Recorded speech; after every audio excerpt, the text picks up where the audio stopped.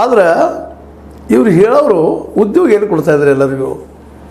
ಇವರ ಒಂದು ಇನ್ಸ್ಟಿಟ್ಯೂಟಲ್ಲಿ ಎಷ್ಟು ಜನ ಉದ್ಯೋಗ ಕೊಟ್ಟಿದ್ದಾರೆ, ಎಷ್ಟು ಜನ ಕೊಡ್ಲಿಕ್ಕೆ ಸಾಧ್ಯದ?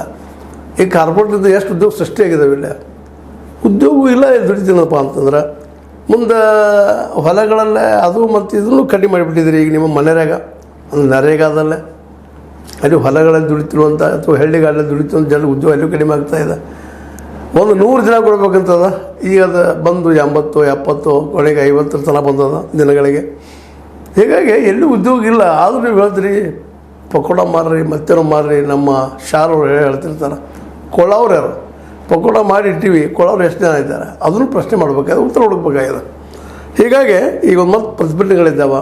ನಮ್ಮ ಸ್ವತಂತ್ರ ಉದ್ಯಾನವನದಲ್ಲೇ ಸ್ಟಾರ್ಟ್ ಮಾಡಿದ್ದಾರೆ ಮತ್ತು ಪ್ರತಿಭಟನೆ ಮಾಡೋಕ್ಕೆ ನಮ್ಮ ಆಶಾ ಕಾರ್ಯಕರ್ತೆಯರು.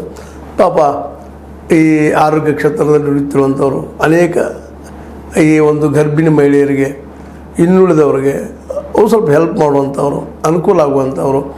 ಆದರೆ ಇವರು ಸರಿಯಾಗಿ ಪೇಮೆಂಟು ಬರೋದಿಲ್ಲ. ಅದು ಕಡಿಮೆ ಪೇಮೆಂಟ, ದುಡ್ಡಿಗೆ ಹೆಚ್ಚ.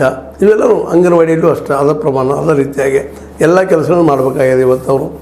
ಈಗ ಮಾಡಲಿ, ಕೆಲಸ ಮಾಡಿಸ್ಕೊಡೋದ್ರಲ್ಲಿ ಏನು ಇದಿಲ್ಲ. ಅದು ಪೇಮೆಂಟ್ ಆದರೂ ಸರಿಯಾಗಿ ಕೊಡ್ಬೇಕಲ್ಲ. ಸರಿಯಾಗಿ ಪೇಮೆಂಟು ಒಂದು 10,000 ಮಿನಿಮಮ್ ಸಿಗೋಂಗಾದ್ರೆ ಎಲ್ಲರಿಗೂ ಪಾಪ ಅವರು ಬದುಕ್ತಾರೆ. ಮತ್ತು ಉಳಿದ ಪ್ರೈವೇಟ್ ಕಂಪ್ನಿಗಳಲ್ಲಂತೂ ಇವತ್ತೆಲ್ಲ ಕಂಪ್ನಿಗಳು 2-2.5 ಲಕ್ಷ ಕಂಪ್ನಿಗಳಿಗೆ ಏನು ಅವಕಾಶ ಕೊಟ್ಟಿದ್ರಿ ಎಲ್ಲ ಹೆಚ್ಚು ಬಂದ್ ಆಗ್ತಾ ನಡೆದವ ಪ್ರತಿ ವರ್ಷ.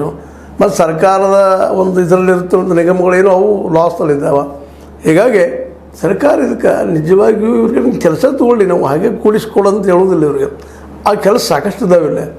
ಆದರೆ ಈ ಒಂದೇನಪ್ಪ ಅಂತಂದ್ರೆ ಇವತ್ತು ಎಲ್ಲರಿಗೂ ಕೆಲಸ ಕೊಡಿಸ್ಲಿಕ್ಕೆ ಸರ್ಕಾರಕ್ಕೂ ಸಾಧ್ಯ ಇಲ್ಲ ಅಂದರೂ ಅಟ್ಲೀಸ್ಟ್ ಕೆಲಸಗಳು ಹುಟ್ಟುವಂಥವ್ರ ಒಂದು ವ್ಯವಸ್ಥೆ ಮಾಡಬೇಕಲ್ಲ ಅನ್ನುವಂಥದ್ದು. ಯಾಕಂದರೆ ಮೇಲೆ ವಾದ ಇದ್ದೇ ಇರ್ತದೆ, ಈ ಚರ್ಚೆ ಇದ್ದೇ ಇರ್ತದೆ. ಇಂಥ ಸ್ಟ್ರೈಕ್ಗಳಾದಾಗ ಒಮ್ಮೆ ಮತ್ತು ಶಿಕ್ಷಕರದ್ದು ಭಾಳ, ಈಗ ಅಂಗನವಾಡಿ ಕಾರ್ಯಕರ್ತೆಯರದ್ದು ಪರಿಸ್ಥಿತಿ ಅವ್ರದ್ದು ಹಿಂಗೆ ಆದರೆ ಅವರು ಬರೋದು, ಸ್ಟ್ರೈಕ್ ಮಾಡೋದು, ಅಧಿವೇಶನ ಹಿಡಿಯುವವರೆಗೆ ಕೂಡೋದು, ಕೊನೆಗೆ ಒಂದು ಏನೋ ಆಶ್ವಾಸನೆ ಕೊಡ್ತಾರೆ, ಮತ್ತೆ ಹೋಗೋದು, ಮತ್ತು 6 ತಿಂಗಳು 3 ತಿಂಗಳು ಮತ್ತೆ ನಡೆದಾಗ ಮತ್ತೆ ಬರೋದು. ಇದೇ ಪರಿಸ್ಥಿತಿ, ಬರೋದು ಹೋಗೋದು. ಸ್ವಲ್ಪ ಅಲ್ಲೆಷ್ಟಿಲ್ಲಷ್ಟು ಸ್ವಲ್ಪ ಏನೋ ಅವ್ರಿಗೆ ಕೊಟ್ಟಂಗೆ ಮಾಡಿ ಮತ್ತೆ ಮೊದಲಿನ ಹಾದಿನ. ನಾ ಯಾಕೆ ಮಾತ್ರ ಮತ್ತೊಮ್ಮೆ ಚರ್ಚೆ ಮಾಡ್ತಾಯಿದ್ದೀನಪ್ಪ ಅಂತಂದ್ರೆ ಅವ್ರಿಗೆ ಕೊಡುತ್ತಿರುವಂಥ 10,000 ಸಹಾಯಧನ ಏನದ ಅಥವಾ ಅವ್ರಿಗೆ ಅನುಕೂಲ ಆಗುವಂಥದ್ದು ಏನದ ಗೌರವಧನ, ಅದು ಕೊಡುವಂಥದ್ದು ನಮ್ಮ ಸರ್ಕಾರ ನಿರ್ಧಾರ ತೊಗೊಳ್ಬೇಕಾಗಿದೆ, ಅನಿವಾರ್ಯ ಅದ. ಯಾಕಂದ್ರೆ ಅವರು ಏನಪ್ಪ ಅಂತಂದ್ರೆ